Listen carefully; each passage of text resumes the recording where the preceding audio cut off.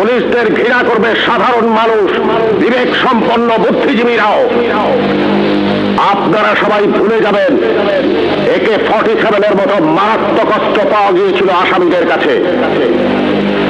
যদি জনগণের কাছে ধরা পড়ে ওই আসামিরা গণপিটুনিতে মারা যেত, আপনারাই বলতেন ভালো হয়েছে, পুলিশের কাছে গেলে ছাড়া পেয়ে যেত। একটা কথা মনে রাখবেন, পুলিশ কখনো আসামি ছাড়ে না। আসামি ছাড়ার অধিকার শুধুমাত্র বিচার বিভাগের। বলুন তো, AK-47 মতো রাইফেল কেন এদেশে আসবে, যা শুধু যুদ্ধক্ষেত্রে ব্যবহৃত হবে? কেন AK-47 বাংলাদেশে আসছে? কিসের আলামত?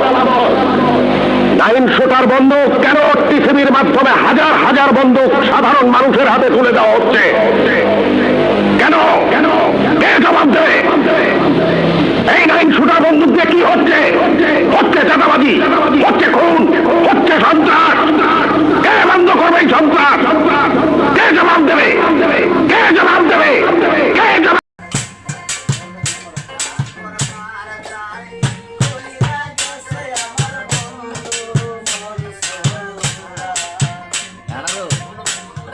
রাতটা আমার ছিল না, ওটা এরকম